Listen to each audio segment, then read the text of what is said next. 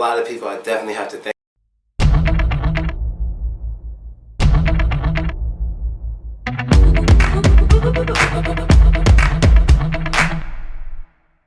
Yo, what's up world? It's your boy Philochko here, and today I am wearing a really cool hat that I got as a present from when I was in Russia, because as of right now, I am in America. But no, don't worry people, I am pretty sure I will be coming back to Russia within about 40 days, and hopefully one day I will be able to also go to Brazil, because a lot of people in Brazil are asking for me, but I'd rather get there before Brazil has winter time. I don't want to get there when Brazil has winter. Had enough winter in Russia, and it's actually colder here in New York right now than it was when I was in Moscow. I didn't see that coming. Weird.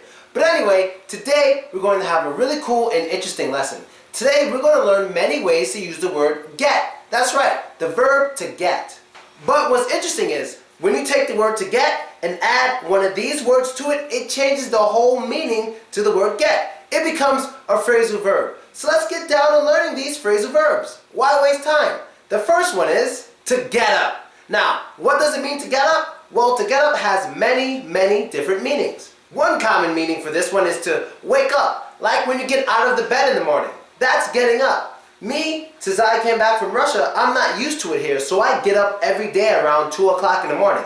That's when I get out of the bed. That's when I get up. Another definition for this is to just stand on your feet. So if you fall down and they look at you and say, hey man, get up. That means to get on your feet, to stand up. That's another one for get up. A third one for get up is, the third definition for the phrase get up is actually a slang definition. And this one means to catch up. So for example, if I see a friend that I didn't see for a very long time, I can say to him, hey man, you want to get up later? That means to catch up, talk, hang out, to get to learn more things about each other because we haven't seen each other in a long time. Get up. That's 3. So let's get to the next one. And the next one is to get down. Well, the first and most common one I know for get down is dancing. Saying get down is a common way to tell somebody to dance. That's one. Another one for getting down is to basically remove your body from a higher position to a lower one. So if there's some kid climbing a ladder or climbing the stairs, you can say, hey, get down. You don't belong up there. He's not just going to start dancing, hopefully. He's going to move down away from the high position to a lower one. That's to get down. That's 2. So, simple. Let's get to the next one. The next one is to get in. And what does it mean to get in? Well, getting in means to enter. So if you want to enter a store, you have to get in by entering the front door. Or entering the window if you're a weirdo. That's getting in, to enter. And you can also use get in for being accepted. Maybe you're not literally entering a place, but you're accepted into a group. So if there's a bunch of people over there, and I want to be one of them, and I ask if I join, and they say, yes, you may join, hey, I got in. They let me get into the group. I joined them. So it's to enter or to join. Next one, to get out.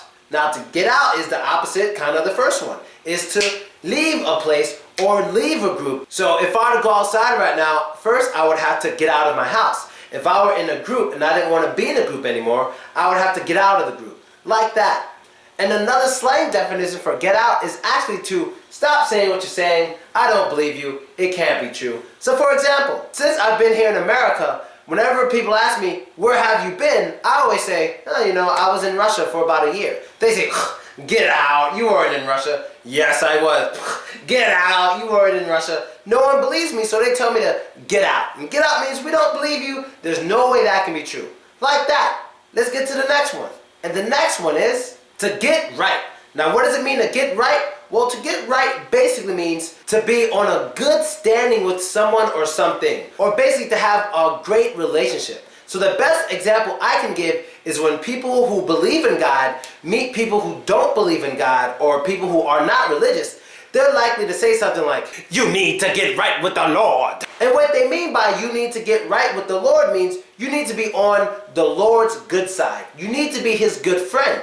You need to trust the Lord and the Lord needs to be able to trust you. Now I'm not telling you to trust the Lord or anything. I'm using this as an example. To get right means to be on good standings with someone or something. That's get right. Let's get to the next one. And the next one is to get around. Now for one, the most common one for get around means to travel a lot. I get around, especially around Russia. I've been in 20 different cities. I've gave lessons in all of those cities. I lived in at least 40 different places when I was in Russia. I was just in apartments, hotel. I got around that whole country. The whole country, and it was so fast, you know. Even though I was there for 10 months, it only feels like I was there for 10 days. But it was amazing. Can't wait to do it again. You know me, I'm up for anything. So yeah, I got around Russia. That means I was in a lot of different areas traveling back and forth. That's getting around. And a slang definition, this second one, the slang definition to get around is basically to be popular amongst people of the other sex. So if you're a guy who's constantly with one girl, you hang out with another girl, you hang out with another girl, people will look at you and say, wow, my friend, you get around. That means you know a lot of different people of the opposite sex that you usually hang out with. So if you're a guy, you hang out with a lot of different girls, you get around.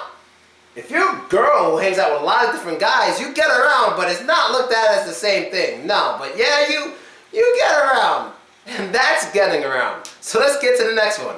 The next one for today is to get over. And when you get over something means you move past it and it no longer affects your emotions. For example, a lot of time girls get dumped by their boyfriends or boys get dumped by their girlfriends. And these people tend to cry all the time and cry all the time and feel bad about it. But once they get over it, they no longer cry and they don't think about it anymore. That's to move past it. It's in your past and it doesn't bother you. Sure, you may think about it sometimes, but it doesn't touch your emotions. That is getting over something. That's one.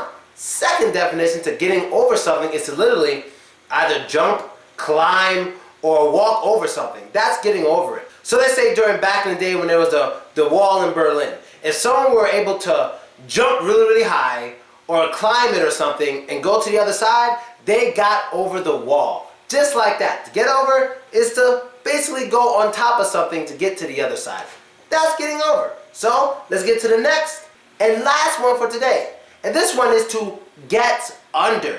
Now, getting under is the exact opposite of get over. If you could go under something, oh, he got under the wall, he went under the wall, whatever. But another way to use this is to get under someone's skin. This is very commonly used. Now, when you get under someone's skin, that means you are really annoying someone. You're really getting to their emotions and you're pissing them off and they just want to punch you in your face. That's getting under someone's skin. So it's basically like imagining a bug who likes to climb inside of your skin and crawl around. That would be annoying and aggravating, right? Well, when you annoy someone and they say you're getting under their skin, they're saying you're just as annoying as a bug who crawls in your skin and he's in your body and he won't leave. And there you go, man. That is our 8 ways of using get as a phrasal verb for today. So you know what that means.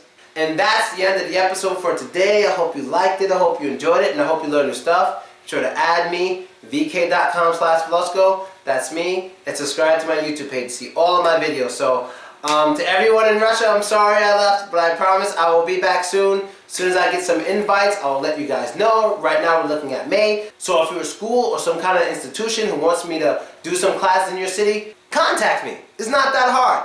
I've successfully done classes in 20 different cities in Russia, and I'd love to make yours the next one. And that's basically it, people. I'm out. And you know what the guy says at the end of the video. And don't be racist. So don't be that is his catchphrase.